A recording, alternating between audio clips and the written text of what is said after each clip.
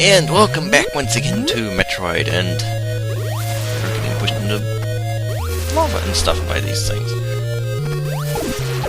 So, anyway, just up ahead, if we make it there alive, is Ridley. So we are actually very, very close to finishing the game, because after Ridley, it's pretty much straight to Mother Brain.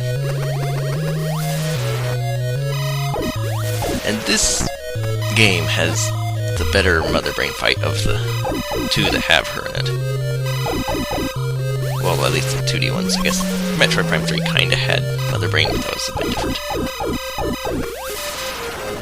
So yeah, this one I like better. Super was a bit more epic, but this one's funner after more times than Super. Super kinda gets, after a while you kinda get bored with it. This one's not so much. But anyway, this is Ridley, and you can use Screw Attack, you can use Wave Beam, and Screw Attack is my favorite method, and right here you are perfectly safe when he's throwing his fireballs long. He has two patterns. This one, he throws the fireballs long, and you're perfectly safe standing right in front of him, which makes him kind of weak and feeble.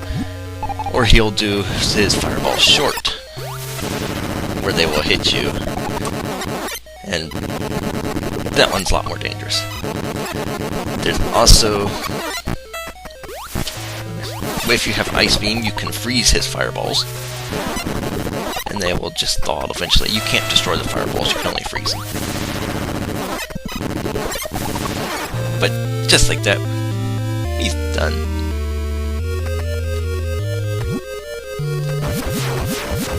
And here we have the instance of a 10 missile door, which there's one more, maybe two more. Quit, you little punk.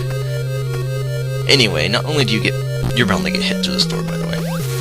But not only, oh yeah, there's lava, but this stuff over here is fake, so you don't have to worry about it. Here is one of the extra energy tanks. I have 6 already, so this one will just end up filling my energy and not giving me a 7th. Which is why I'm not too worried about missing the other one. You've seen where it is, so you know where to get it, and you know you need Ice Beam to get it. So there's that. Another tactic some use for Ridley is, with Wave Beam, they'll fall underneath the platform, jump up and down in the lava, to try to avoid damage, and shoot him from underneath, which is kind of a pointless tactic in my opinion. Because if you're gonna get hurt, you might as well just jump into them. Like bombs and stuff. And these glowy pumpkins are some of my favorite enemies in this game. I just like how they look.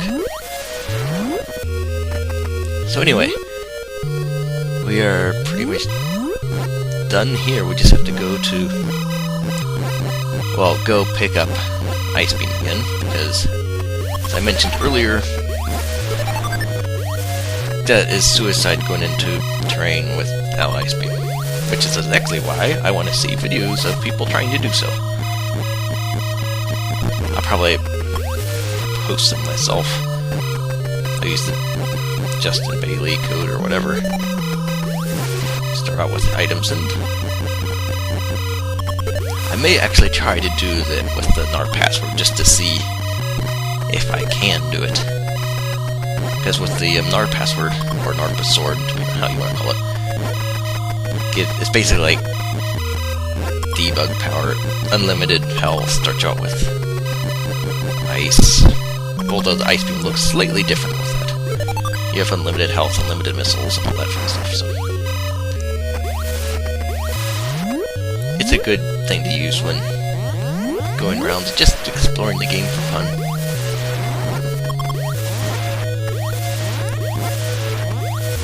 Okay, you can skip that door. That door just shows you the other side of the missile we collected in the previous video by jumping over that little gap. So we don't need to worry about that.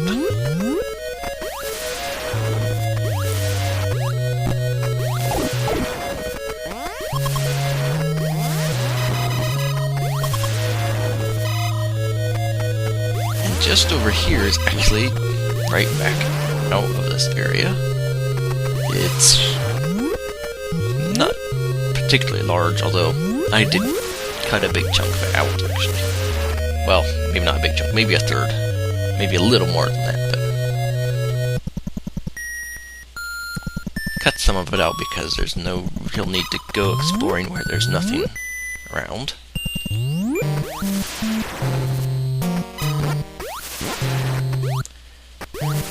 So we got back to good music, purple bubbles, and we just gotta head back.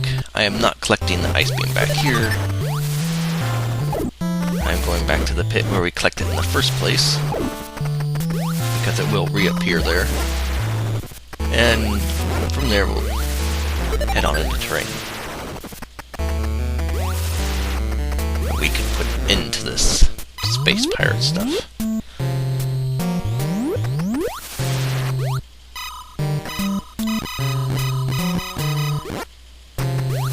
I don't think I'll spend time destroying that one.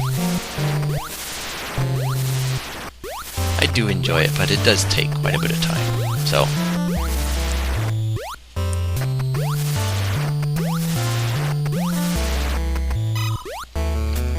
So, back up. Little punk block. And through the second door, get this back out. Now, I could continue my game now, but to get back to the main elevator up to Birdstar, but personally I prefer just going through the levels and running through them. Especially since I'm about to get rid of the best beam ever, so...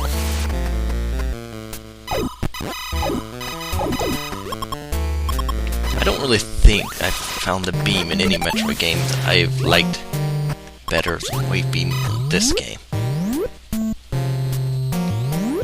I will say the Nova Beam in Metroid Prime 3 was really cool, but I still think I prefer the Wave Beam here.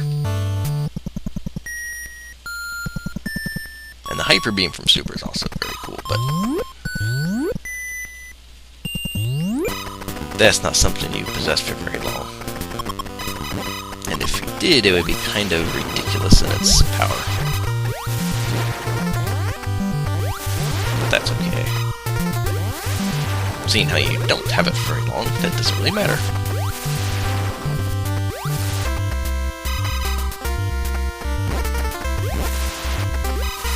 So we just gotta run through these areas, head up to get ice, and basically that's it. I don't think I'm not gonna go back for that energy tank unless I seriously lose energy between now and then, but I don't think that'll happen. But you never know. I could get pretty careless. Again, this was one of the first games that had the scrolling like this. So Metroid was really a pioneer of one of these things that, at least during the SNES era, probably most people just figured every game would be able to do this. So that's kind of interesting too. And remember, folks, do not go down this one. That might inspire another story about a lettuce leaf.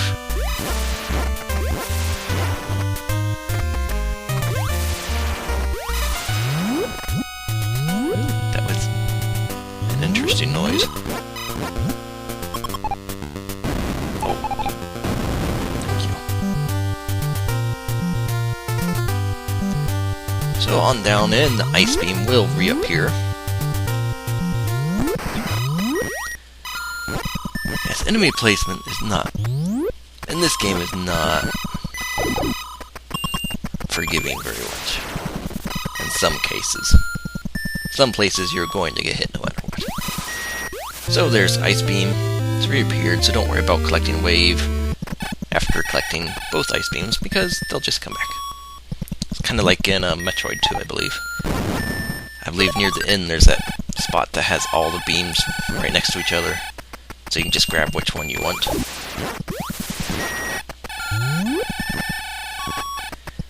So we traded Powerful Beam for not so powerful beam. Oh well. This will allow us to deal with Metroids. And the Metroids, their drops are a little bit different. Because when they drop an energy or a missile pack, they both give you 30 of either one. Instead of 2 and 5 and 20. Which is good because you can lose a lot of health in there really fast. Because the Rinkas and the Metroids are pretty deadly. And if they don't drop missiles for a while, 30 missiles will refill what you've used pretty good, so that way you should have plenty by the time you reach Mother Brain's room.